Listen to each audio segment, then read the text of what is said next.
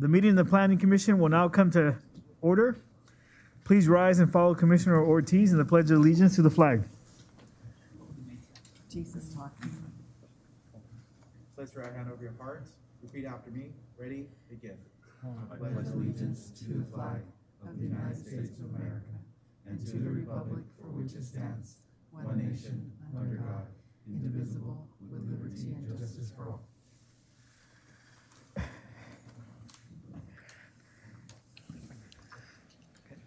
Will the Planning Secretary please call roll?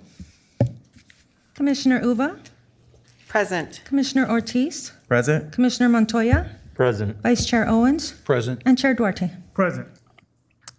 This is the time set aside for oral communications from the Planning Commission. Does any commissioner wish to make an announcement or report on a conference or a meeting or request items for a future agenda? Commissioner Montoya?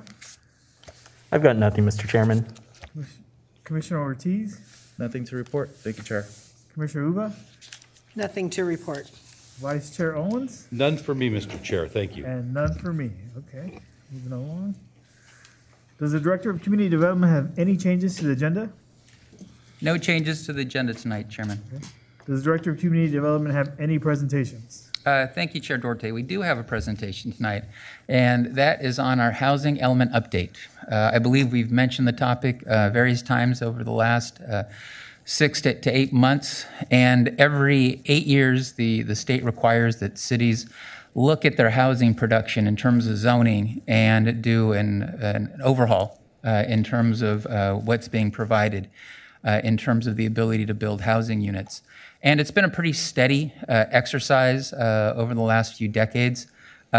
This next housing element is going to be extremely dramatic for all cities within the state of California.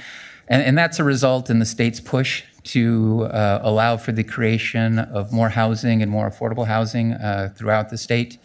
And so the numbers in terms of what the cities should allow for zoning have increased dramatically as well. And then also there's new requirements in place to assure that cities are moving in that direction. And the planning process, which we're nearing the end, is a lengthy one. We've had numerous community meetings in regards to the topic. The City Council has an affordable housing subcommittee, and we've met with them and presented this information that you're going to see tonight to them as well. Tonight, once again, is a presentation to orientate you in terms of the work that's been done. And of course, you're free to ask any questions of staff, and then we'll come back to you in a few meetings or so, with the actual housing element, and we'll also have to go back in front of the council as well. And so what we'll also do is we'll sit again with our City Council Housing Subcommittee and talk to them about any edits that we've received. Because what we also have to do is submit this draft plan to the State Housing and Community Development Department, and they provide comments. And the goal is for us to receive their comments, implement what we think is feasible, and then resubmit so that we can get an approved housing element. And so what that means is that there's going to be a lot of additional zoning opportunities for housing throughout our city, starting in the spring of next year and going on for the next 8 years after that. And then we'll go through this process once again. So with that, we have Diana Gonzalez with MIG. They're an urban planning firm. This exercise that we're going through in terms of the housing element is quite in-depth and complicated. So cities work with subject matter experts on this topic, and we did a request for proposals and solicited proposals from various firms, and MIG stood out head and shoulders amongst this group. They're also working with a number of cities throughout the state of California. So they're they're able to provide us insight in terms of what other cities are doing of similar demographics. So they're working with Whittier, for instance, and I know the folks in Whittier, but it's also good to hear from Diana in terms of what they're doing and provide suggestions of things that might work for us, and I'm sure she shares information of what we're doing and what might work for other cities. So with that, I'll invite Diana Gonzalez up to the podium to provide the presentation.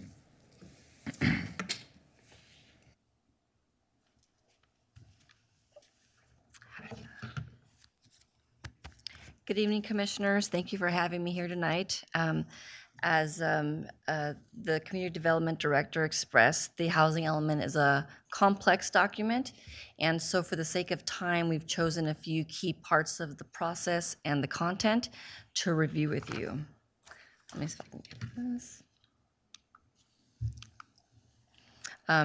So tonight we'll be looking at some basic background on the housing element. We'll talk about some of the community participation that was done for the process. Talk about, something you've heard a lot about, the RHNA, the Regional Housing Needs Assessment. We'll also look at the housing plan, which is the city's housing goals, policies, and programs. And then we'll talk about where we are in the process and what those next steps are. As you know, the housing element is a required part of the city's general plan. It has the city's goals, policies, and programs for housing. It also identifies how the city will accommodate the RHNA that's been assigned to it. And it's the only element in the general plan that has to be reviewed and certified by the State of California Department of Housing and Community Development, which we refer to as HCD. The cycle that we're currently in is the sixth cycle. It runs from 2021 to 2029. And housing elements are updated about every 8 years, but the legislature is able to change that. The adoption deadline for the SCAG region, which we're in, was October 15, 2021, but state law allows cities and counties to have 120 days after that to adopt. And because of the complexity of the current cycle, many cities in the state are taking that extra time. State law requires every city and county to have a housing element, which is why we have to update it. And it's considered current when it addresses the current RHNA, and it's certified by the state. The state has specified that cities have a responsibility to facilitate the improvement and development of housing, and that's the central goal of the housing element. This cycle of the housing element is very different than previous cycles, and that's for a few key reasons. I would say the biggest reason is because of the regional housing needs assessments that have been assigned to cities and counties, which are much higher than in previous cycles. In previous cycles, there was a struggling housing market from the recession, and the lower RHNAs reflected that. The current RHNAs reflect not only a healthier housing market, but the state is trying to play catch up and trying to accommodate housing that hasn't been built in the previous cycles. There's also been a lot of new laws that have been adopted, and those have added some more stringent requirements to the housing element, and that includes the site's inventory, and that's why it's been a more complex process this time. They've also added laws mirroring some federal laws, and that includes the fair housing analysis. And the laws have also given HCD much stricter oversight over the process, and they've given them a little bit more power to stay after cities and counties to make sure that they comply with state law. This update was also done during a pandemic, and so that puts some limitations on the public meetings. And it also worsened housing issues for many residents related to affordability and availability of housing. Let's start off with the basics. The housing element document is a very long document, if you've had a chance to see it. It has 5 main components, and these components that are shown in white, these are used to establish baseline conditions in the city today, and they include information such as population and housing characteristics, regulatory constraints to housing, such as land use and zoning requirements. It looks at land resource available to meet the city's assigned housing need. And it also looks at how well the city implemented the previous housing element. And these sections feed into the housing plan, which is the city's housing goals, policies, and programs for the next 8 years. A key part of the update process is community participation. For this housing element update, there were 2 community workshops, and there was a community survey done. It was important for the city to include as many residents as possible, so the city did a great job in advertising and noticing these opportunities through social media, through their email lists. We put together a stakeholder list of agencies and service providers that work in the Downey community and in the local region. Including Spanish-speaking community in Downey was very important. Both workshops, they were done virtually through Zoom. They had dedicated rooms for Spanish speakers where they got to see the presentation in Spanish. They had a Spanish facilitator, and there was discussion conducted in Spanish. The survey, which had about 990 responses, also had a Spanish version where residents could fill that out in Spanish. A few key themes emerged from the community participation process, and I would say the overarching theme is definitely the need for more affordable housing, different types of housing opportunities for families and individuals. Residents want to make sure that the city's housing policy puts them first and looks at vulnerable populations in the city. There was also support for building new housing near transit or transit-oriented developments. There's also support for revisiting the city's land use policies and maybe looking at development standards and how those could be adjusted to encourage more housing. The residents were very open to new types of housing, different types of housing, such as accessory dwelling units. Some residents talked about tiny houses. The issue of climate change definitely came up in many of the meetings. And one other constant was talking about parking safety and traffic concerns related to future housing development. One of the key themes that emerged that I wanted to discuss quickly what is closely connected to a housing strategy that we'll review later in this presentation. Through the community survey and the workshops, there was a desire to balance future residential development across the city to not have any concentrations, and also to support housing near transit. Specifically, there was support for locating future housing along major corridors, commercial centers, hotels or motels that could be repurposed for housing. And there's also support for increasing the number of housing units in higher density residential areas. Another key part of the housing element, which I'm sure you've heard about, is the Regional Housing Needs Assessment, or the RHNA. And this is the state's plan to distribute the needed housing across counties and cities throughout the state. And so the state comes up for a number of units that are needed in the state, and they divide those up into the regional councils. And for us, that's the Southern California Association of Governments, or SCAG. And SCAG was assigned about 1.3 million housing units to be developed in the next 8 years. It doesn't mean this is going to happen. It means this is the need that's been identified in the region. Next, RHNA comes up with a methodology to divide up those numbers between all the cities and county in the SCAG region, which is, I believe, is 5 counties. They look at household growth, job accessibility, transit accessibility.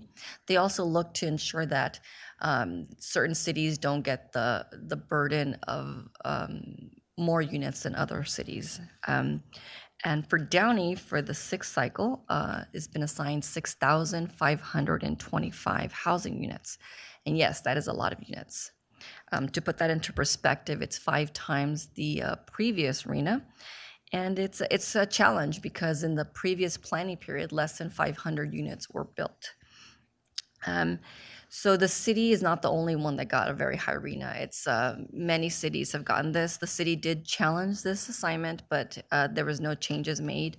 And just to give you some perspective, in the SCAG region, there were 52 cities or counties that appealed, and there was only 2 that actually got a significant adjustment in their numbers. Diana, can I interject? Yes. Sorry for the interruption. And so Diana mentioned something that's important. And so the city of Downey, like other cities, have filed a protest at every ability to do so. And so we filed, I believe, 2 written protests in regards to our RHNA allocation. And so then recently, a few months ago, the counties of Orange, through their Council of Governments, decided to sue the state over their RHNA calculations as well. And regardless if we're in that county or not, we jumped onto that lawsuit because we're going to do everything to fight and scratch to object to these numbers that they're applying to, at least to Downey. There's other LA cities that have joined that lawsuit as well. Our point is we're not happy about it, and they need to hear about it, even if it costs us a little bit of money. for legal services as well. Thank you.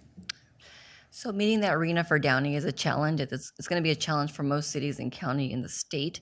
But in order to have a certified housing element and a compliant general plan, the city needs to figure out how to accommodate those units. Before we start this discussion, I want to clarify that it doesn't mean the city has to build 6,500 units. It just has to show that its land use policies allow for that level of development in the next 8 years. So how do we meet the RENA? The first step in meeting the RENA is looking at how much housing can be built under existing conditions or under the city's current general plan and zoning. We get to first take credit for units that are expected to be built, and that's why we could take credit for approved housing projects or projects that are in the development process. And then we look at sites where new housing can go. Now, a few cycles ago, you could take your general plan and say, we have capacity for 5,000 units and not actually show where they were. The law has evolved, and now they're asking the city to pick specific sites that the city thinks housing could be developed on. Again, the RENA could be met on many other sites, but because of the law, we have to pick specific sites. So we look at potential sites. We look at vacant, underutilized sites, and as you know, there's very little vacant land. So we really look at underutilized sites or sites that are underbuilt that have the potential for more residential capacity if they were redeveloped. We look at the types of uses that are on the site. Are they older? Are they newer? We look at the size of sites, ownership patterns, and what density they're developed. We also get to take credit. We get to estimate the number of ADUs that could be built in the planning period, and we get to take credit for that as well. One important part of the RENA is that it's divided into different income categories because the state wants cities to plan for different types of affordability. We don't have a crystal ball, so we can't say how much housing is going to cost if someone develops a residential project in 3 years. We don't know what it's going to cost. We don't know how affordable it's going to be. So state law allows us to use density as a way to kind of make that prediction. And so for urban cities such as Downey, most cities in LA County, that magic number is 30 units per acre. And so the law says that if you have a site that allows at least 30 units per acre, we can assume that those might be affordable units, and we can take credit for that lower income RENA. So if you look at this graphic, the lower the density, such as larger single family homes, it's near impossible in LA County to make a case that those could be affordable unless you have income restrictions, which would require us to know that that would be developed. And so this is a key part of the strategy because of the housing cost in LA County, land cost, construction cost. Using density to predict affordability is helpful to the city. Again, the city doesn't have to build this housing. It has to show that it has capacity. Its land use policies allow this level of development. There's a lot of new requirements, and the state does not provide new funding. And so when we look at the plan, it's limited by funding levels. The housing element doesn't authorize any actual projects. So any projects on sites that we've identified or in any other parts of the city, they still have to go through the application review process. So when we take that first cut, that first part of the RENA strategy, we look at the approved project, ADUs, we look at underutilized sites throughout the city, we look in the downtown Downey specific plan. We also get to take credit for the capacity identified in the newly adopted Rancho Los Amigos South Campus specific plan. And in total, that gives us about 2,900 units, a little under 3,000. And that falls about 3,500 units short of what the RENA is requiring the city to address. And so the next step is coming up with a strategy and how the city would be able to address those additional 3,500 units. And Diana, if I can Yes. interject again, I'm sorry Yes, about that. that's okay. And so you're going to see a map that conceptually lays out where we think we can absorb the units. And so our first initiative, and we think we succeeded, is to exclude our single-family neighborhoods. And so we don't want to introduce a 4-story, 40-unit project in a single-family neighborhood. So we want to follow, the state's direction, but at the same time, we want to protect our single-family neighborhoods. So we've moved all of that density onto our corridors. And then also, it's been a practice over, the last few years to change or redevelop older shopping centers into mixed-use shopping centers. And so we believe that we've got capacity at our large shopping centers to host hundreds of units at each of them. And of course, you got to work out a land deal with the owners there. I've personally contacted the Macerich that runs Stonewood, the company that owns and runs the Downey Landing, the company that owns and runs the Promenade, and they're all interested in adding units to their developments. Now, the question is where, and so, that's where the planning process comes in terms of how you lay out those units. But that's a trend that's already occurring, as I mentioned, in the redevelopment of a lot of shopping centers, and an opportunity in Downey to absorb units in those locations and keep them out of single-family neighborhoods. Thank you. So the city's shortfall strategy for this cycle is to look for capacity in high-density areas, mixed-use areas, and in commercial areas. And I'll review each part of the strategy individually. The first part is adding capacity in high-density residential areas, and that means areas designated for medium-density residential or zoned R3. Currently, properties with this designation and zoning allow a density of 18 to 24 units per acre, and the proposal in the housing element is to amend that to allow a maximum of 40 units per acre. And that kind of hits that sweet spot we talked about with those 30 units per acre, being able to take credit for some of the lower income RENA through this action.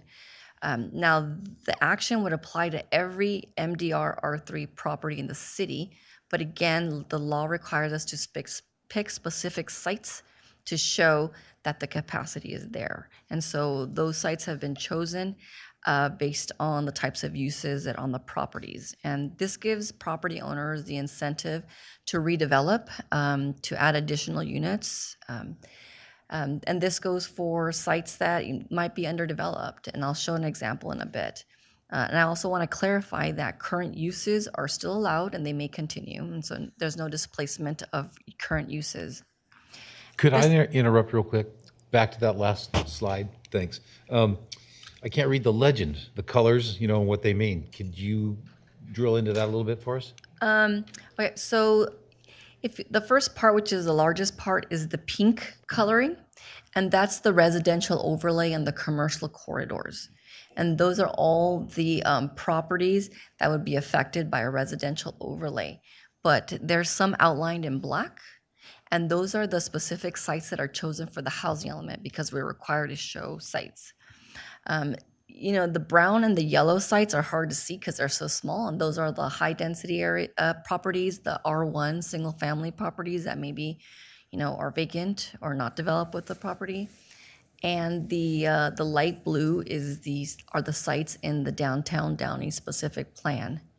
And the bottom gray, that's the Rancho Los Amigos South Campus specific plan.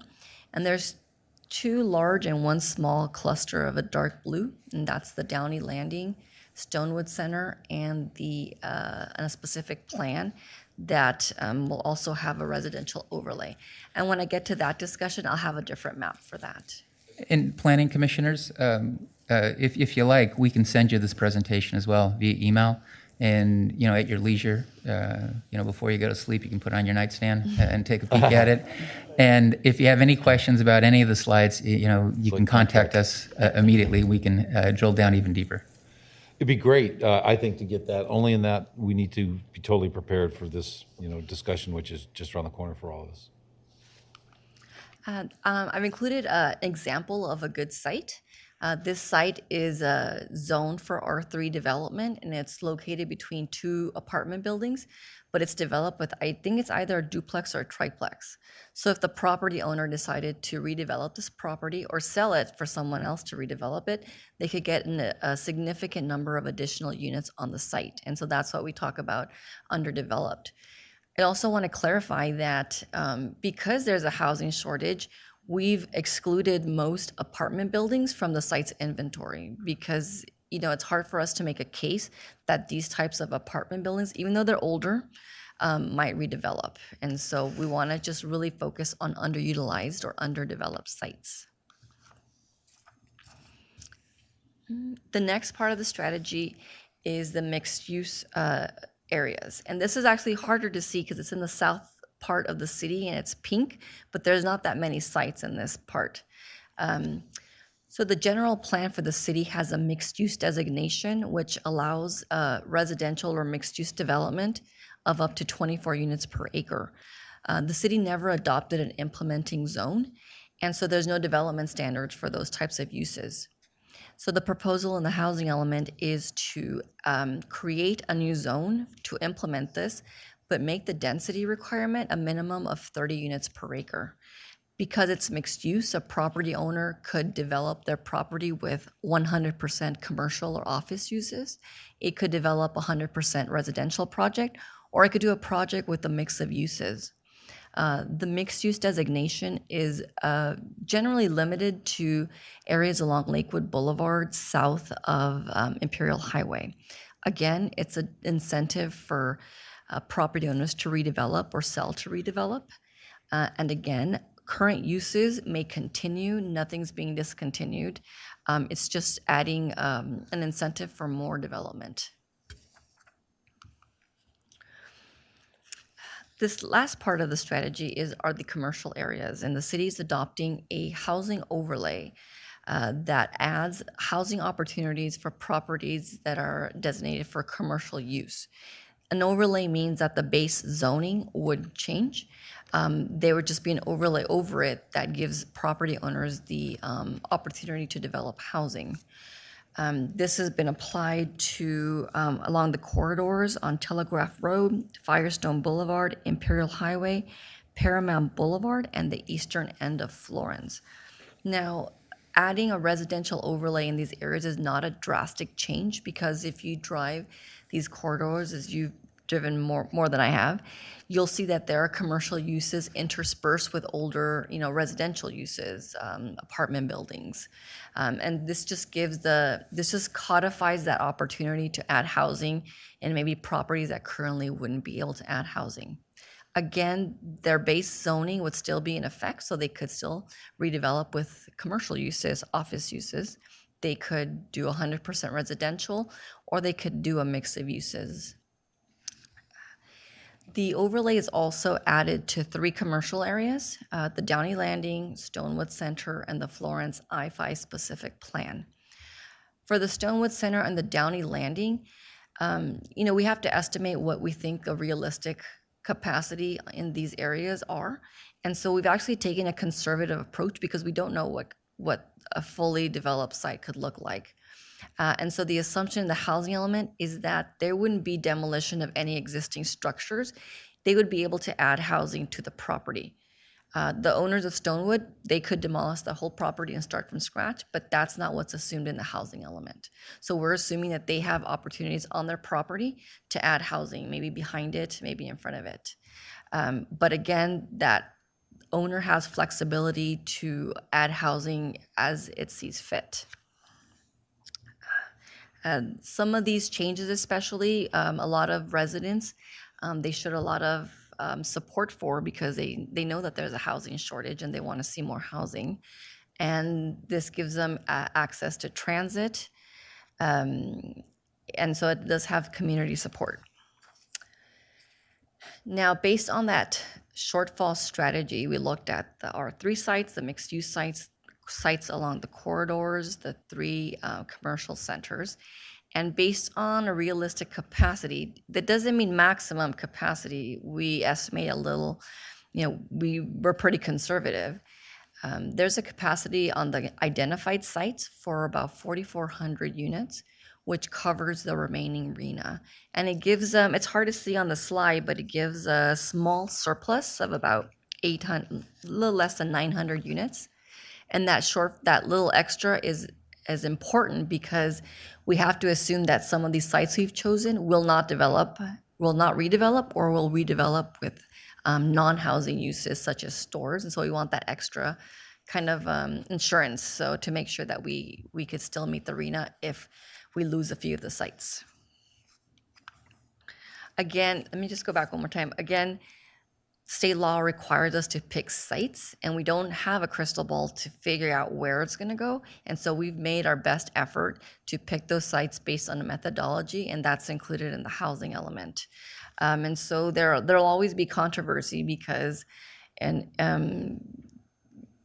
some organizations might want to see us pick sites that we're 100% certain will redevelop, but it's private property and we can't make that call. An owner that has no plans to redevelop today might see what the potential is under the new zoning, and they might say, hey, let's redevelop.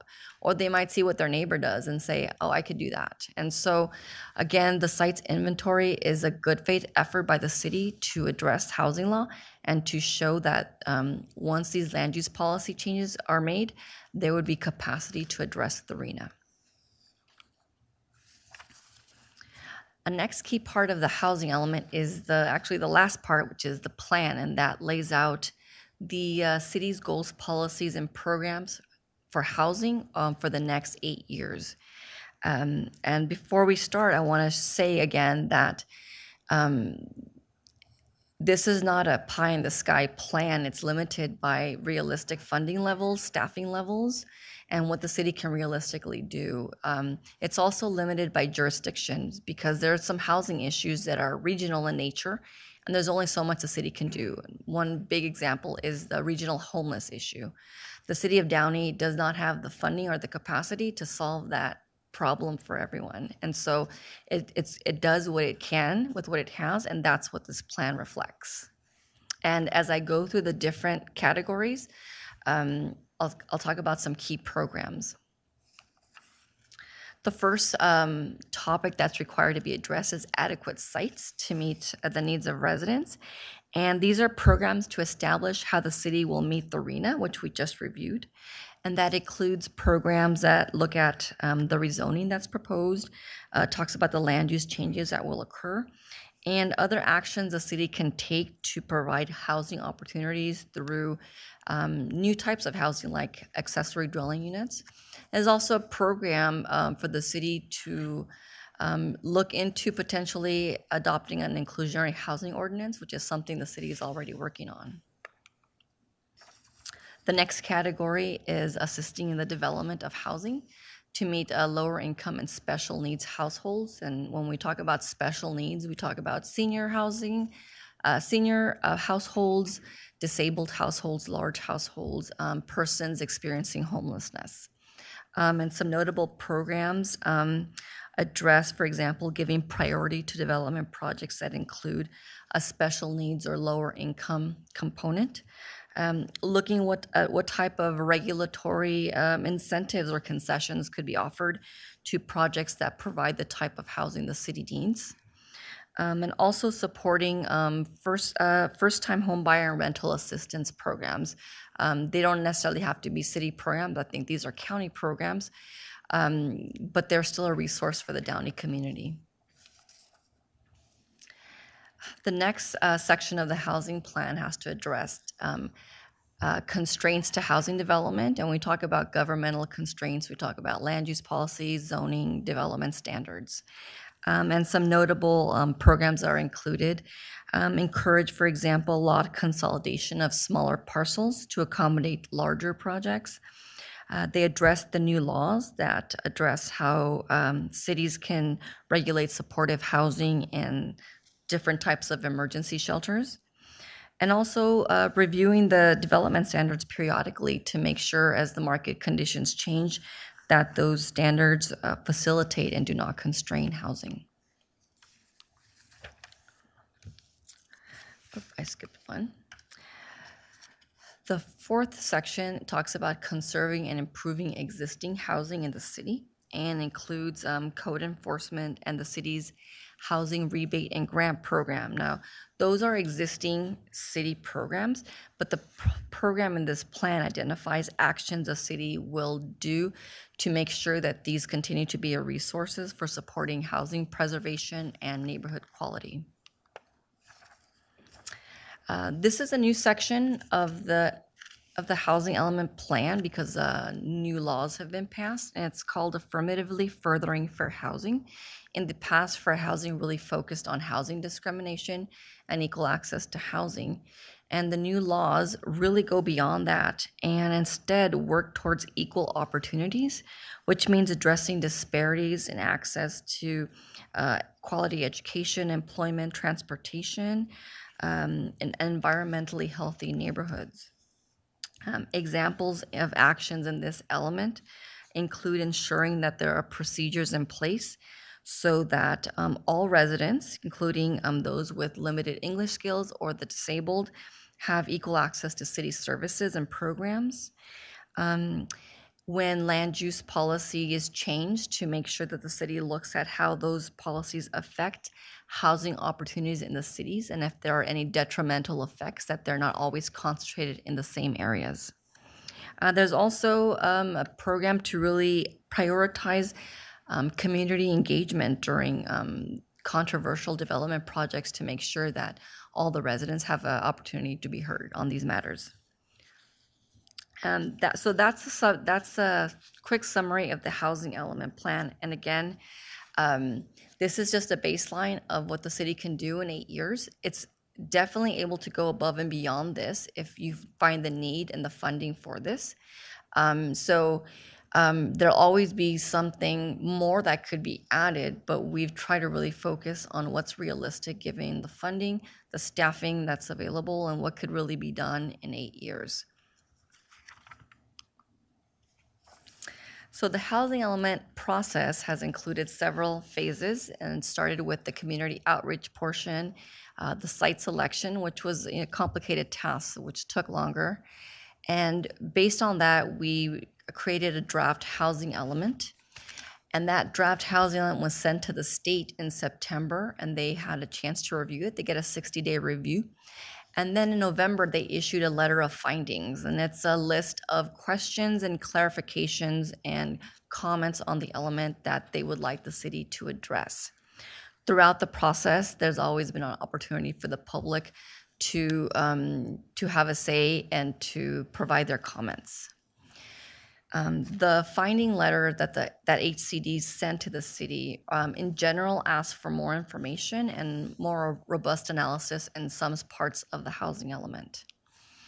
For example, they wanted us to tighten up the sites inventory to make sure that we're clear on the methodology we use to choose the sites, and they wanted us to be more clear on how we came up with the capacity assumptions for the sites. They also wanted more information on the housing needs and resources of the special needs population, elderly, senior households, large households, disabled, and lower income households. They wanted more information on the fair housing section, the new section that we discussed. And that's a standard question that most cities in the region have gotten because it's a new law, a new requirement. They're still kind of figuring out what they want the cities to include. And for the programs, for a few of them, they wanted more specific commitment or what they call meaningful action. So for example, if we had a program that said the city will encourage X, Y, and Z, they wanted us to change that and say the city will do this, will actual actions and timeframes as opposed to more general goals. We took that letter and we folded in all the revisions into the housing element, and we created a revised draft housing element, which is currently open for public review. The city's posted it on the website for residents in the community to provide their comments. It will be resubmitted to HCD for a second round of review. In previous cycles, you would have one round of review, you would make the edits, and usually HCD would buy off on those and you would adopt it. Because of the new laws, HCD has told us that most cities will require at least 2 rounds of review. Technically, the city could adopt it and hope that the revisions meet the, the level of analysis the state asked for, but then you would have, if you made any more changes, you would have to re-adopt. And so to make sure that we've addressed the comments the way the state requires us to, we are resubmitting for a second round of review, which is another 60 days. The goal is to resubmit, address any additional comments they might have, and adopt by February. During the first review, all the required environmental analysis was completed. And during all this process that's remaining, the public will still have a chance to participate. There's a dedicated housing element website the city's added, and the residents in the community can contact the city, contact staff if they have comments or questions. That's my presentation. Thank you for your time tonight. I know it's a complex process, so I appreciate the time and attention, and I'll be available to answer any questions you may have. Thank you. Do we have any questions? I do. Yeah. Vice Chair Owens has a question. So, trying to understand, some of the details of the process that I'm not aware of, maybe others are not either, but maybe you can help us with this. Does the HCD, do they actually send a representative and they do a physical walk around at what you're trying to explain to them, virtually, or if you will, in a report, about a potential site or available site or all that? Is there anything like that occurs in this process where someone actually walks, looks at traffic, looks at the property, looks at the surroundings? Is any of that part of any of this? No, they don't do a deep dive into communities throughout the state. And I agree with you. And that's our argument in regards to our protest letters and our lawsuit, that the calculations that they've done are inaccurate and aren't reflective of our community, and aren't reflective not only of the city of Downey, but where the city of Downey is within the southeast region of Los Angeles. You've got some of the densest cities in the country in this area. Maywood is as dense as Manhattan in New York. And so, unfortunately, you don't get that type of TLC from the state HCD department. They're going off of large aggregated data that's produced by the Southern California Council of Governments, and that's SCAG. And that's where the first fight was with SCAG. And so this current fight has moved away from SCAG and then been more focused on the state HCD's interpretation or implementation of the data that they've been given. And so they do probably do a cursory view, of our city. I wouldn't be surprised if it's a Google Earth, cursory views, in terms of what they're looking at. They have come down and provided technical assistance through their workshops, through our local councils of government, and they are readily available by the phone. They've probably been down 3 or 4 times, to speak to councils of government, and they speak to us, San Gabriel, San Diego, Riverside, in a larger group. In terms of the data that they're looking at and how it affects our communities. But no, it would be nice, and I do understand the point of your question is that the intersections in our cities are going to be impacted, and that's what we're concerned about. And we've attempted to lay out where these new units are going to be allowed based on a quality of life. And it's infrastructure too. There's parts of the city that still haven't been improved sewer-wise or water supply, as far as size and the density that's trying to be created. A secondary question is, do you have a ballpark figure, overall the state's goals or HCD's goals for the entire state? Is it millions of units? What's the big picture? Do we know that? Yeah, Dana, I don't know. We know the SCAG number. That number was up. Okay. No, but okay. the SCAG number was thrown up there on the slide. 1.3. So 1.3 million for Southern California, and so it just is multiplied. Because certainly any of us that travel, intrastate, which is, as often as you can, maybe, or maybe you don't have any interest in that, but you see, areas, there's nothing developed, where those could be, in my opinion, the focus, to build out the housing element, to hit that number. If it's a Southern California number of 1.3, if it's a statewide of 5 million, whatever it is, think of the Central Valley, miles and miles and miles, and those farmers are turning away because the water's the issue and they're going to photovoltaics, but still leaving millions of acres of area to develop. Yeah, Commissioner Owens, it's a very insightful perspective. And there was a fight here in this region between the coastal cities, which were defined as, and the inland cities, the San Bernardinos and the Riversides. And so the logic that the inland cities put out there is you need housing by the job centers.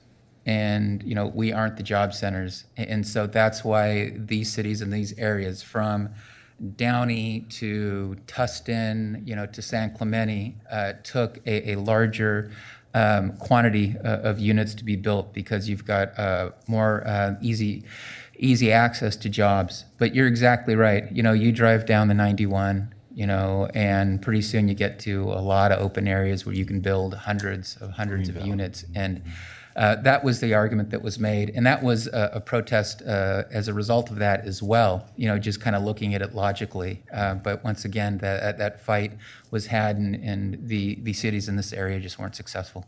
Okay, I have one last question. So incentivizing to do this or de-incentivizing this if you don't do it, what's the swing there? Are you going to, if you the goal is a pretty lofty goal, and we saw, how we failed, if you will, in the last 8-year, attempt. Are there funds in the balance? If we don't hit a goal, are we penalized with state funds for this or for that? Or if we get to the goal, is there bonuses, in this case? Yeah, Commissioner Owens, you're taking this on as a planner, and it may be your years, your 7+ years of being up here. But I've learned something, maybe, yeah. Rubbed off. Because we've asked the same thing. The directors, when they've sat down with HCD, I asked it point blank. So what's the penalty? Because you look at these numbers, and if I was supposed to produce 1,400 and I produce 400. It's not likely that we're going to get to 6,500, or it's going to be very, very difficult, and we're going to attempt to do so. But the bottom line is what's the penalty? And they haven't stated. And so also a deeper dive, in the world of community development, we don't get a lot of state funding as of recently from the state of California. Sure. Yeah, you're right. But the Public Works Department gets a heck of a lot for streets. The Parks Department gets a heck of a lot for parks. And so our fear is that they're going to look at a municipality as a whole and say, well, we'll take your street funding, we'll take your park funding. So that's where it makes us really, really nervous as we look at our city and our community as a whole in terms of penalties. In terms of incentives, unfortunately, there aren't any right now. The biggest incentive that existed previously was the redevelopment program, and redevelopment was dissolved in 2012. Mm-hmm. And so that's where you saw a larger number of affordable units being built, because the affordable product is where you have the financial gap, because you don't have the return on investment on those types of units based on the lack of rent that they produce. And so absent that program, there isn't much there. There's incentives for builders, and the state's perspective is well, we'll help the people that are building mostly through density bonuses and allowing them, if they build more units, and they don't have to park it at the same amount as you would if you didn't, and you can put in more units, which means you can generate more income on your project. And also, it's the state's goal to reduce carbon emissions and automobiles and so forth. But for municipalities, there isn't any as of yet. In the homeless housing arena, there's funds there, but not in the middle where we need it and where we may be affected. Yeah. So you brought up one other thing, which prompted one other question, if you will. Are parks, the city-owned properties, any city-owned properties like parks, are they vulnerable in any of this development? No, not vulnerable for construction or new building, but ultimately, if you're introducing hundreds of people into your community, then you're going to have that impact. And we're looking at that as well. Downey doesn't have any real impact fees. The only impact fee we have right now is art and public places.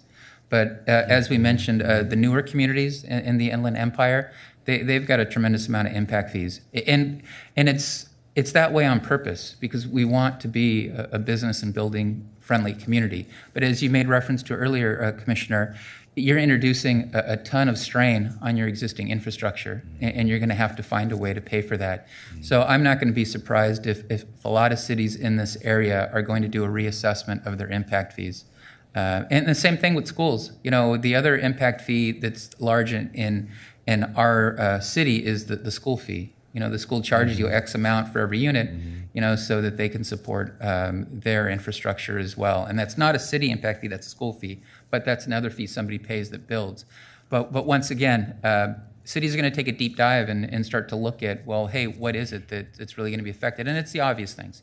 You know, it's the streets, sewers, sidewalks, parks, and you're going to have to find a way to pay for that. Great. Thank you so much. Commissioner Montoya, do you have any questions? I've got no questions, Mr. Chairman. Commissioner Ortiz? I just have one question. I'm curious to know, you mentioned that there were 2 cities that were successful in dropping the requirements. Was there 2? Which 2 cities were they? I don't have that information on the SCAG website. They talk about, on the SCAG website, they note that only 2 of the 2 cities, but they don't know which ones. Well, I know of one, and it's Pico Rivera. And the only reason they were able to get an exclusion is that the state, and it goes back to what Commissioner Owens referenced, that the state mistakenly allocated units to the area where their dam is and their watershed area. And so, you know, it was easy for them. You know, they looked and said, look, you know, there's a dam here, there's a watershed area. You know, you're not going to build housing here. It's dangerous to do so. So they were able to overturn, not the entire thing, just the number of units that were allocated to that area. I'm just curious also to know how they got that successful. All right. Thank you. We could build a dam somewhere, right? Right down Firestone. Commissioner Uva? Nothing for me. Okay, nothing for me. Now, moving along, does the Director of Community Development have a report on City Council actions? No report tonight, Chair Duarte. Okay.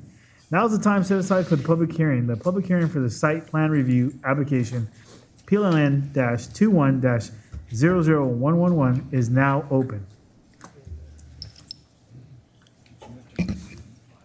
Chair Owen, I will need to abstain concerning item number 2 on the agenda as I own a rental property located at 10232 Western Avenue, which is, I'm not on. Sorry. Repeat. Sorry. I will need to abstain from public hearing number 2 on the agenda as I own a rental property located at 10232 Western Avenue, which is 500 feet from the item on the agenda. Thank you. Thank you, Commissioner Uva.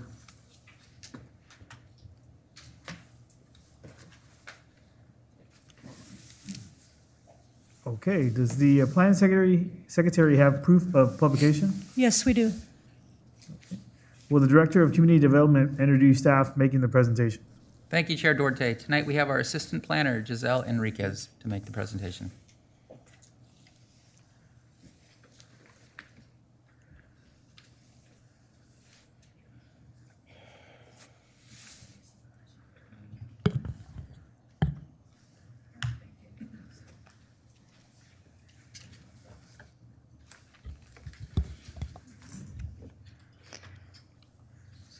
Okay.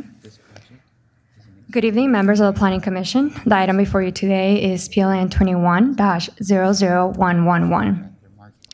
It is a request to construct a 3-unit multifamily development on property zone R3, multifamily residential, located at 10225 Lorena Avenue. This is an aerial image of the subject site outlined in red. It is located at the southwest corner of Florence Avenue and Lorena Avenue. The most adjacent properties of the subject site are single-family residential. However, most of the properties on this area are zone R3, as we're going to see on the next slide. You will also find multifamily development all along for most of the area in Lorena Avenue. Some of the commissioners may recall back on March 3rd of this year, Planning Commission approved a 3-unit development across the subject site at 10224 Lorena. This development will mirror the the previously approved project in terms of our architectural elements, materials, colors, and overall layout. And the star shows the development that I was referring to that was previously approved on March 3rd.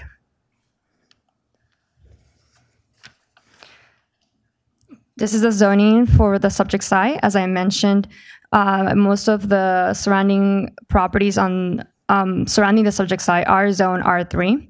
You will also find a professional office to the north and two-family residential to the east. This is the existing street view of the property. Along with this application, the single-family property as well as the existing detached garage will be demolished. And this will be the proposed street view. The project will consist of 3 units with 2 separate buildings. The building at the front will consist of unit 1 and 2 with its own 2-car garage, and the building at the rear will consist of the 3rd unit with its own 2-car garage as well. As I mentioned, this is mirroring the previously approved project, and it will maintain the Spanish architectural style. This means that it will continue to keep the elements such as the smooth stucco, the tile roof, the iron windows, covering details, and the pop-ups to add dimension and break up the facade of the building. These are the major development standards. The maximum allowable lot coverage is 50%. The applicant is proposing 38%. The applicant is also proposing the building height to be 25 feet, which is compatible to the building, to the existing multifamily units found in the neighborhood.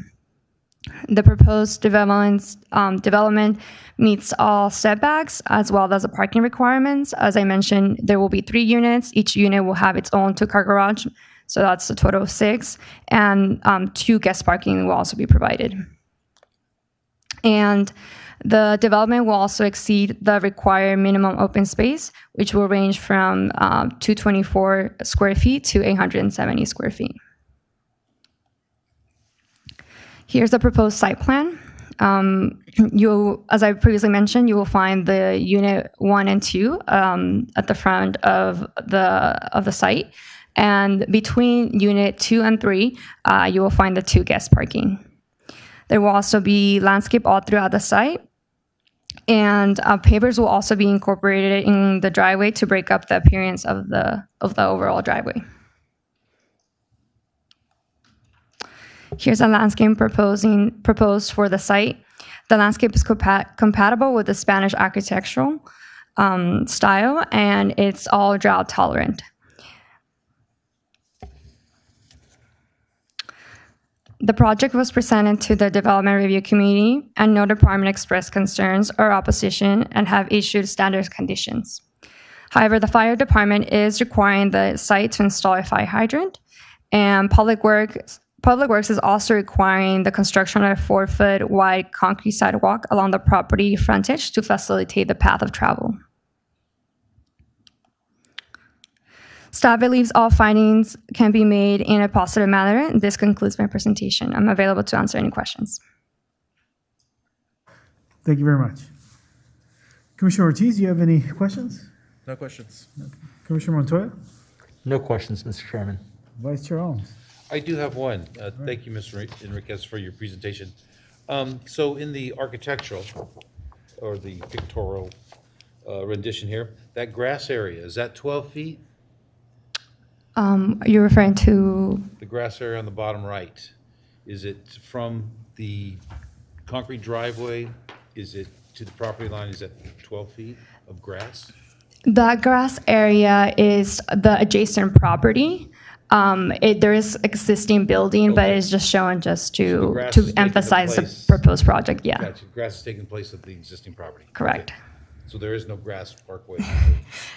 No, it's just the purpose of emphasizing the proposed project. All right, and then a follow-up. I didn't see in the conditions, I'm a big fan of, and this will be a question to the applicant eventually, but I'm a big fan of photovoltaics. So is there any proposed future conduit or junction box or anything that may go from the electrical panels to the rooftop to aid in the future panels that may go on the roof for electrical vehicles, and/or curbing, the cost of electricity? The applicant is not proposing electrical vehicle charging stations at this time. However, the Building and Safety Department will further review the project once it's submitted for plan check, and they will ensure that it meets all the latest energy code. Mr. Chair, if I may add, this is a topic that has come up at prior public hearings, and as the commissioners know, it is at your discretion. If the applicant is amenable to that suggestion, we can incorporate that tonight as a condition of approval. Thank you. Oh, no problem. And I just want to piggyback off that real quick, because that was a question of mine. The other project right across the street, was that I thought that was a condition of the charging stations in the garage? Yes, I believe you are correct, and it was an oversight on staff's part. That is something that we have been trying to incorporate. As we've mentioned before, we do pay attention to what is of interest to the commission and incorporate those items. I believe in this instance that condition was not included, as I'm not seeing it on here, but it is something we can add in tonight. Thank you. You're taking all my questions there. Thank you very much. Before I call the applicant or his or her representative, this would be the time for the planning commissioners to discuss any pre-hearing site visits or pre-hearing discussions that the commissioners may have had about the project. Commissioner Ortiz? I have none, Chair. Commissioner Montoya? I have none as well. Vice Chair Owens? None for me, Mr. Chair. Thank you. And none for me. Will this applicant or his or her representative please come forward to give testimony? Do we have the applicant?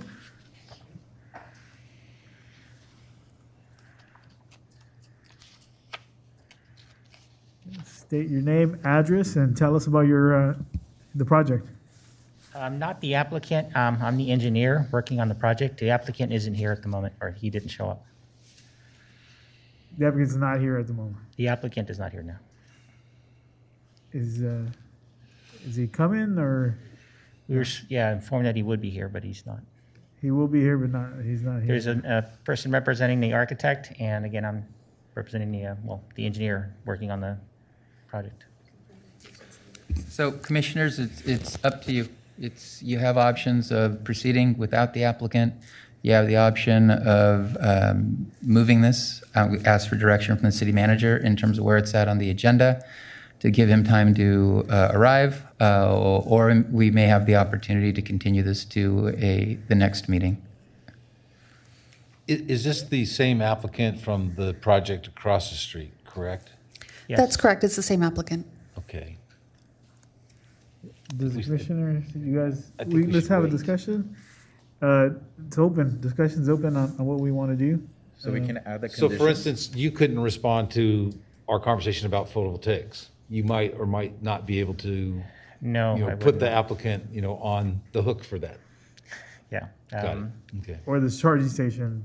Yeah, my job is really just to make whatever they decide on work or whatever you guys approve. So, Got it. yeah, I don't want to go into that. Okay. You guys want to give them time to, you have Do we any need a thoughts? motion for this, or? Yes.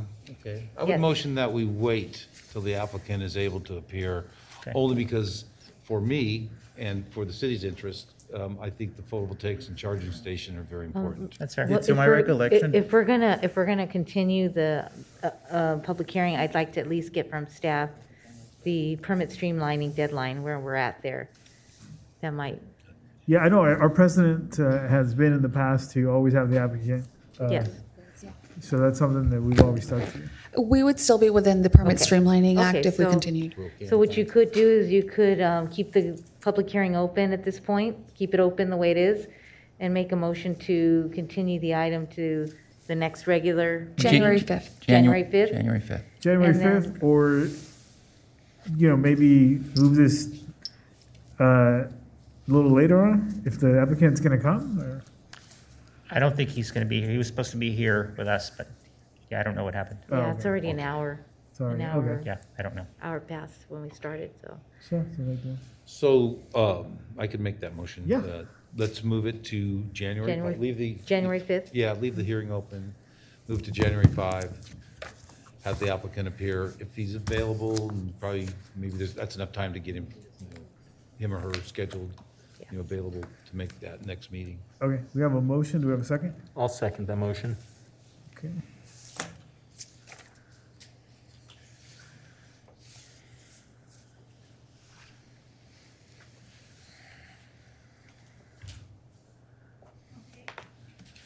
Thank you. The motion passes to continue PLN 21-00111 to the January Fifth. January 5th Planning Commission meeting with 4 in favor and Commissioner Uva abstaining.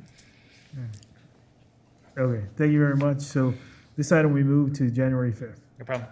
Thank you. Thank you.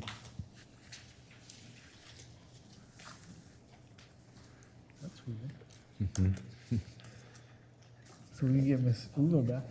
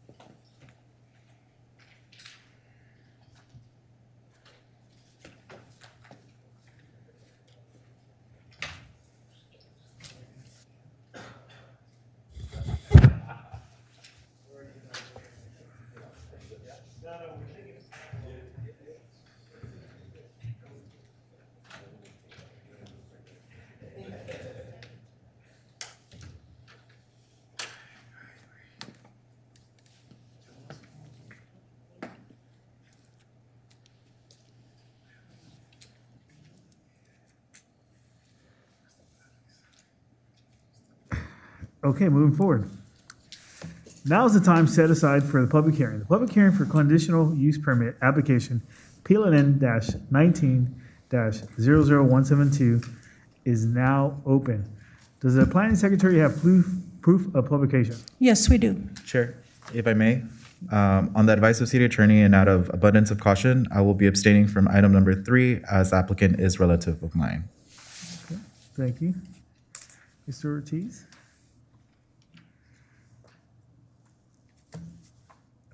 Will the Director of Community Development introduce staff making the presentation? Thank you, Chair Duarte. Tonight we have our principal planner, Guillermo Areola, to make the presentation.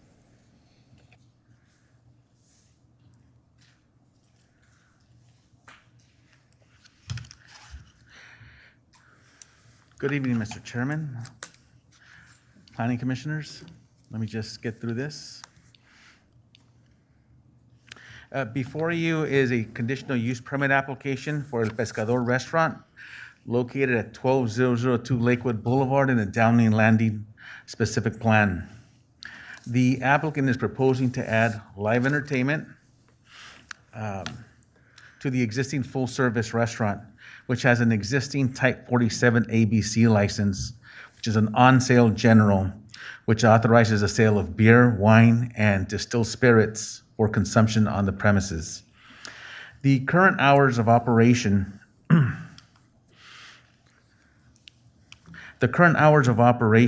are Monday through Sunday, 7 a.m. to 2 a.m., which the applicant does not propose on changing. The proposed hours of live entertainment are Monday through Sunday, 7 p.m. to 1 p.m. And the proposed live entertainment is in the form of a disc jockey to play ambient music. And the disc jockey booth will be located in the main dining area. A key note is that there will be no dancing. There's no dancing proposed. And we've added a condition of approval to the resolution that prohibits dancing at this location. The DRC reviewed the application, and standard conditions were incorporated into the resolution. The police department reviewed the applicant's revised security plan and approved the number of security personnel proposed for the restaurant with the proposed live entertainment. And the planning department conditioned the project so that noise impacts should not carry beyond the property lines. Mr. Chairman, that concludes my presentation. I'd be happy to answer any questions you may have. Thank you. Commissioner Uva, do you have any questions for staff?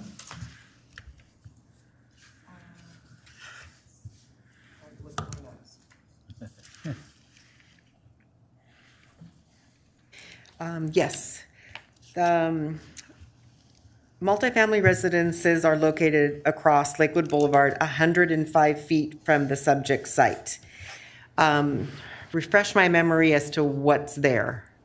There is multifamily housing right across the street. Okay. 105 feet from the subject site. And there's a care facility further down Lakewood Boulevard. Is that Alzheimer's Correct. care facility? That's further South. south? Yes. Okay, correct. So my questions basically concern the noise level from within the restaurant. How much is it gonna flow out to the residences across the street and perhaps even that Alzheimer's ward? So staff has conditioned this project to directly address noise. One of the conditions of approval is that the main dining areas not leave the doors propped open between 7 and 1 a.m. That'll keep the noise even from escaping out into the outdoor dining areas. There are going to be speakers in the outdoor dining areas. However, they must be turned off at 10 p.m. and the decibel level at the property lines may not exceed 65 decibels. Okay. Which is not very loud. It's not, okay. Oh, yes, no, it's not very loud at all. So again, we've conditioned this project with noise in mind, to make sure that the noise doesn't travel across the street and affect the residences and the Alzheimer's facilities to the south of the site. Mr. Chair, if I may also add, conditions 31, 32, 33, and 34 in the proposed resolution specifically address the noise items and the ways that staff is proposing to address them. Okay. And then my other question is, I see it in here that there will be no dance floor. That is correct. How do we enforce that? How do we patrol that? I mean, we don't. So one is a condition of approval that prohibits dancing at that location. Correct. That's one. Two, the applicant has indicated that they don't want dancing. Their other restaurants, according to the applicant, do not have dancing. And so that, in conjunction with the condition of approval, should keep dancing from happening at that location. However, again, there's a condition of approval that prohibits it. Okay. So, Planning Commissioner, if I may add as well. So usually when you add that component of dancing to live entertainment, that carries with it additional noise, additional things that happen outside. So that's usually when the city becomes aware of that activity based on complaints. Complaints, okay. So that's when we go out, and if we see that, then, they get cited. They may get dragged back in here to the Planning Commission to address what's happening at that site. It's also stated in the conditions that they're supposed to post their conditions of approval in their restaurant. So if our police department does show up and see dancing and they ask, I need to see a copy of those conditions of approval. Also, all of our conditions of approval of these types are shared with our police department. And so once the Planning Commission approves them and they sign the resolution, they're distributed to all of the different departments that have conditions here. Got it.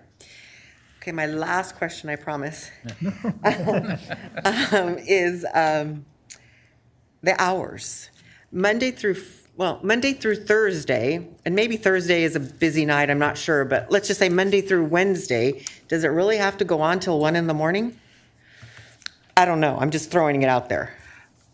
Ma'am, those are the, Commissioner Huva, sorry, those are the hours that they've been operating at, and No, I mean for the music component for of the it. music, yes, correct, and those are the hours that they're proposing to 1 p.m. Okay. 1 a.m. I'm sorry, 1 a.m. The applicants are here to answer any questions you may have as well. Thank you, that's all, that's the only questions I have. Sure, and also to reply to that, Commissioner, is we also take into account how they've operated. And so, absent the DJ, they've been an outstanding operator. And it's hard, not to be subjective, because we've also said to you, when we have a bad operator, that some of the conditions are driven by that as well. So if somebody has a track record, it's our job to look at, what's happened out there. When a new applicant comes in, that's where you're going to find staff being very, very objective, regardless of maybe what's happening at their location in Riverside or San Diego. They're landing here and we'll apply those conditions. But with somebody like this operator or others that have a good or a bad track record, we base that decision on that as well. And this business has been a good operator in regards to their location and within the city of Downey. So, what we do is we give them the benefit of the doubt. We set up a lot of conditions and an ability to address anything if and when it happens. Thank you, Commissioner Uva. Commissioner Montoya? I just had one question, but it was more just for clarification. So the 65 decibels, that's not to be exceeded at all times, correct? Not just... That is correct. All right, perfect. Thank you. That concludes my questions. Thank you. Vice Chair Owens? Yes, I do. Thank you, Mr. Ariola, for a good presentation. Do we know, how late is Chili's open?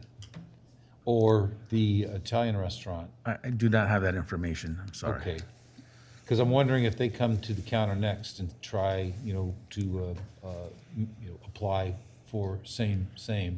Although they're a little closer, not quite 105 feet, from residences across the street. The location of the El Pescador is a little further south on the property, than those. Okay. That's all I have. Thank you. I don't have any questions for staff. Thank you. Thank you.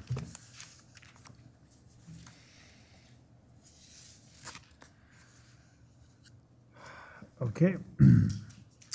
Before I call the applicant or his or her representative, this would be the time for any planning commissioners to disclose any pre-hearing site visits, pre-hearing discussions that the commissioners may have had about the project. Commissioner Uva? Nothing for me. Commissioner Montoya? I've had none. And Vice Chair Owens? None from me, Mr. Chair. Thank you. And none for me.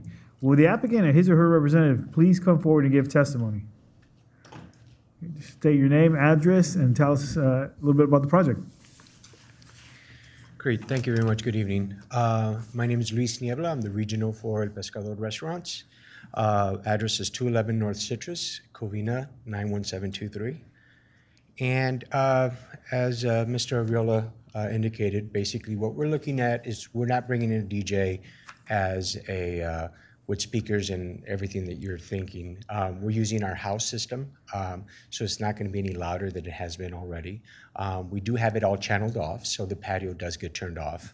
So it's not, the DJ component for us, well, without chest pounding, but we've been always that restaurant where you could show up with 40, 50 people and you'll be seated and attended. Maybe not immediately, but you will. So we keep it as a family environment. So the DJ for us is, as people are enjoying themselves and drinking and eating, the music, the DJ kind of shares in that component. And that's what keeps us competitive, and at least we choose to think so.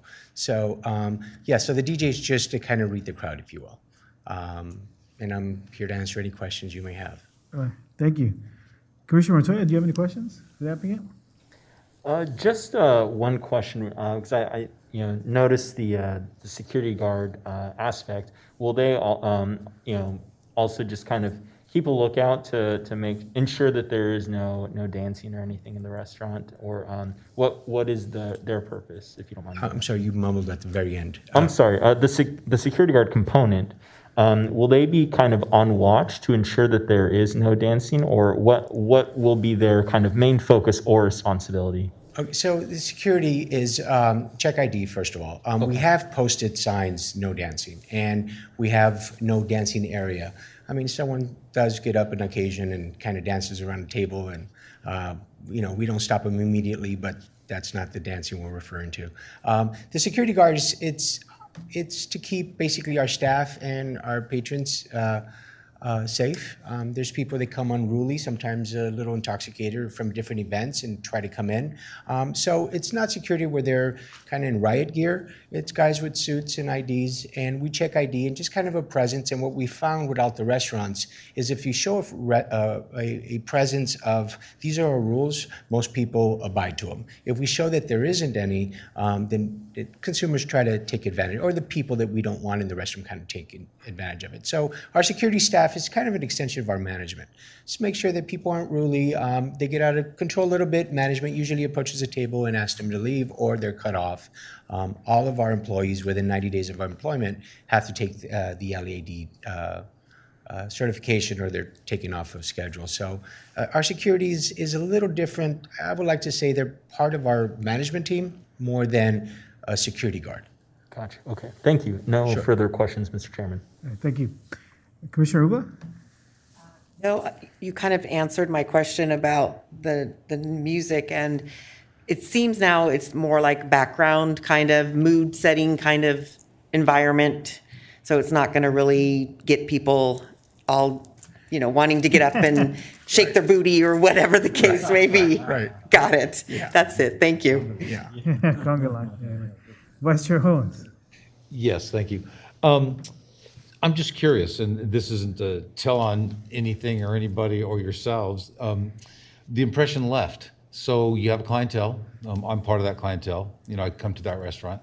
And walking away, the crowd that you see more than you see, me, what's your impression left as far as their level of rowdiness, if you will? And because I'm a fan that you're proposing this, but I'm just curious as to, we won't ask about police response times and or incident responses or any of that, but just your impression left of the crowd that frequents your establishment in Downey is pretty well managed. Yeah, I don't think we have people from other cities, so it seems that we have our locals, our regulars. All the restaurants that we build in the family, we cater to, we're the neighborhood restaurant, so we kind of demographics around a 5-mile radius. We're not a destination location except for the Ventura one. But people kind of hang out, and what we found more, especially in the last few months after COVID, is the sense of community where tables are talking to each other, or we've have a little bit, even for us management, we thought it was a game playing by servers, but actually one table buying around for someone or buying the appetizers or To pay it forward. Yeah. So it's kind of a sense of community. We do have people from out of the area that we don't see all the time. One of the things we don't do, or we're pretty strict about, is we don't allow people to come in with vest or Bikers for Jesus or whatever it is. Those kind of things we limit. But I think that people have a good time. I think that people can hang out and talk and consume food, and not just fried food and alcohol, and let me serve you as much alcohol as possible. We still serve our Mexican comfort food, if you will. Definitely. Great, thank you. Sure. Thank you, Mr. Chair. Okay. Yeah, I just have a couple questions. In terms of the other pescadores, is this also they have this type of background music, ambient music? Yes, not all, but in some locations we do. We still have some smaller locations, but we have the bigger locations, and yes, we do have entertainment, if you will. Okay. And how have you found that to be working at those locations? Great. It's and I hate to say it out in public, but it's kind of a competitive edge, because at my age, I could go out with my wife and have dinner and feel like I don't dealing with a bunch of kids throwing up in the restroom, or having to have bottle service, or having to have dinner, have drink, listen to music, and go home. So it's worked out fine. COVID has been a little challenging with seat times and keeping people there just for 2 hours. Some people are trying to hang out a little bit longer. Some people, we're starting to get a lot more families, especially a lot more requests now for the holidays about group gatherings and stuff, which kind of brings us back of how we started, and we're basically a family restaurant. And it's kind of like a family party. You go to a quinceañera, or for us Latinos, it goes on for just more than that day. So it's worked out well for us. We call them pub crawls in our. Those are organized. And in terms of just the system, you said you basically just going to be using the house system that you have currently? Correct. We use our own speaker system that we have internally. There's no racks, there's nothing different. It's all what we use now. Okay, so there's not going to be like any drums or anything like that? No. And I mean, we would like to, and I know it's not part of this, but I mean, Mother's Day, you have mariachi, just one day, Father's Day, now Vicente, right? So, yeah, that's probably something that I don't know if it's a special day or not, but it's not something that's common. We found that the entertainment portion of running a restaurant that way is not as profitable as it is the way we're proposing, so. Okay. Thank you. I have no further questions. Thanks. Okay, that's it. Thank you. All right. Has there been any correspondence in favor or opposition? Mr. Chairman, there have been none. Okay. Is there anyone who would like to speak in favor or opposition of the application? Okay, seeing no one. Does the planning staff have a recommendation? Yes, Mr. Chairman. Staff recommends the Planning Commission approve PLN-19000172, a conditional use permit request for live entertainment in an existing full-service restaurant. Okay, great. Okay, the hearing on conditional use permit application PLN-19-000172 is now closed. Now is the time for the Planning Commission to deliberate. Does the commissioners have any questions at this time, or the commissioner would like to discuss the item? The floor is open, Commissioner. No? Any thoughts? I'll share a thought. Like I had previously mentioned, sure, I go in there. I like that restaurant. And I've been to a couple of their locations, and it's consistent, and a good time. So I'm in favor of this. I think it adds another amenity, to something that has been building, and offers, to the residents and those that come, from other places, that amenity, and may become a destination, at some point. And I like the opportunity to have a little background music, whatever style, because I'm not particular. I'll listen to anything. So whatever the DJ may be playing is, again, something that I'm interested in. So those would be my comments. Thank you. Commissioner, do you have any thoughts?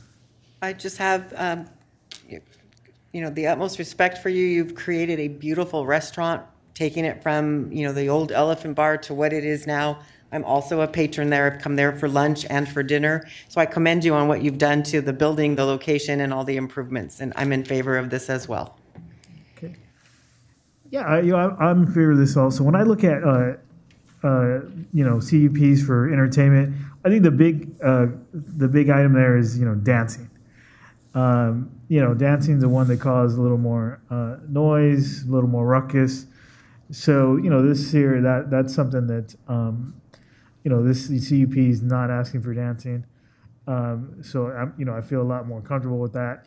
I've been to a couple other restaurants now in some other areas where the music is playing during, the actual, dinner time, which it just adds another element to it.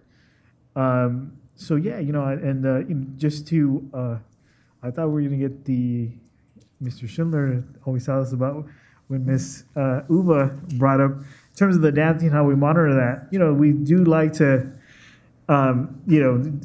it's basically you're innocent, till proven guilty. So we do like to give opportunity on CUPs, especially to people who have a nice track record, and give them the benefit of the doubt. And if there's any issues, they might be back. I think in the beginning we always want to give the benefit of the doubt to the business owners, especially ones without a track record. So those are my thoughts. I don't know if anybody wanted to talk about any specific conditions, or are we ready for a motion? If not, I'll make a motion to approve PLN-19-00172. Okay, do we have a second? I will second it. Okay, may we have a roll call vote, Mary? Well, we're going to vote. Push the screen. The We're screen. going to vote here. Let's see here. Show vote. Okay, place your votes. And the motion passes with 4 in favor and 1 abstaining to approve PLN 1900-172 conditional use permit at 12002 Lakewood Boulevard, Resolution 21-3157. Okay, congratulations. Thank you.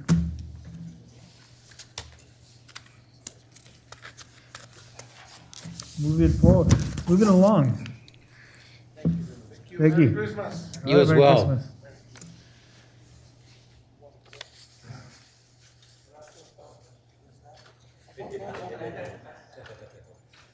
You can fall asleep back there. Should have more snacks. Soda's back there. More snacks. More snacks. Pizza, sodas. yeah, microwave pizza. Ooh, I All right. like that. Make sure we Barbecue get beef that stocked. Maybe get some food from El Pescador Might get catering. bears back there. You might get a bear back there. Yeah. Oh, there you go. Some ceviche.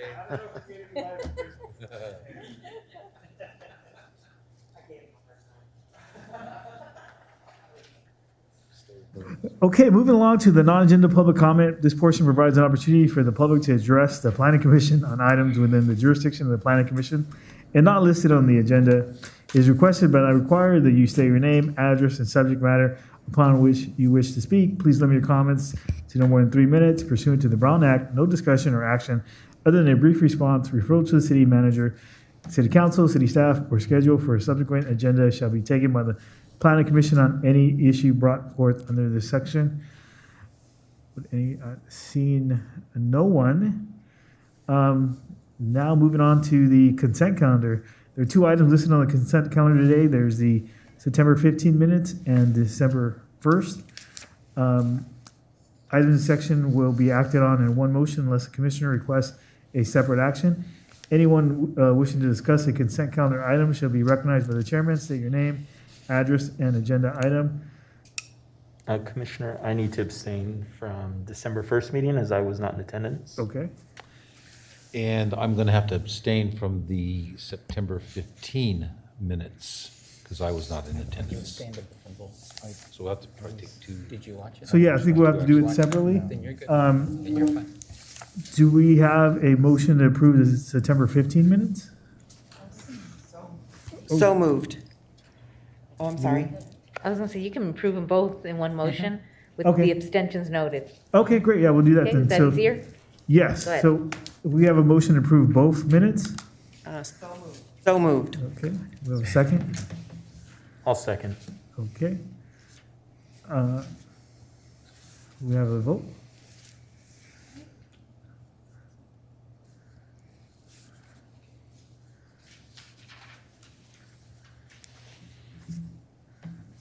Nine yeses. All right. Uh-oh. 99 yeses. What's going on here? I have 2 no votes. Or actually, Okay. Yes, with an abstention. yeah, okay. So, Put yes, and then we'll note the abstention. Okay.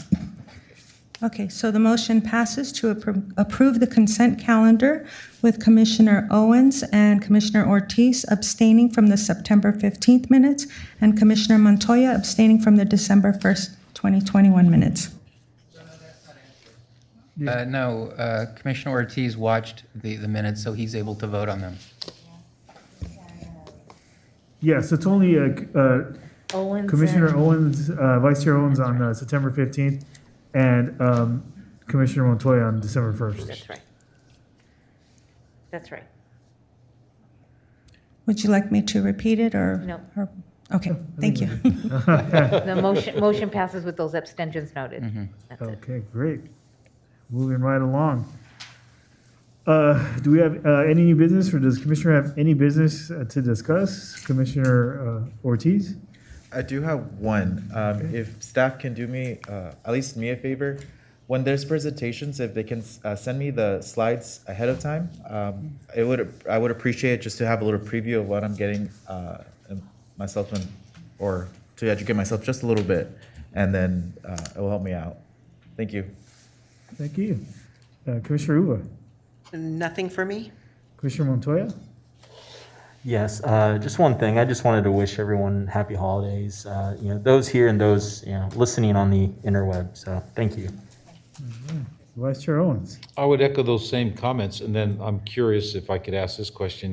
We were blacked out last night when the council went into about an hour plus. What was the food that was served? Because we didn't get to see what any of that was. Cuban food. Very good. Thank you. All right. I have no new items, but also want to wish everybody happy holidays, and we'll see you next year. 2022. So, lastly, does the Director of Community Development have any additional comments? Yes, thank you, Chair Duarte. We're all about housing. We hosted a community meeting on Monday regarding the rollout of our draft inclusionary housing ordinance, and that was just to present that information, solicit feedback from our community. We also are going to have another community meeting on the second week of January to solicit additional information. And then we'll be in front of the Planning Commission in a presentation format with that information, and we'll also be in front of our City Council Affordable Housing Subcommittee as well as we roll into the Council's approval of an inclusionary housing ordinance, which mandates a certain percentage of all new housing built to be affordable, generally over a certain size of development. And also, we had tonight, happening in parallel to this meeting, the state of California out at BJR conducting a workshop for their COVID residential rent relief program. And I heard we got a good amount of people there, so much so they're going to come out again tomorrow to try to help our community. And that concludes my comments with wishing everybody a Merry Christmas and a Happy New Year. Thank you. Meeting is adjourned.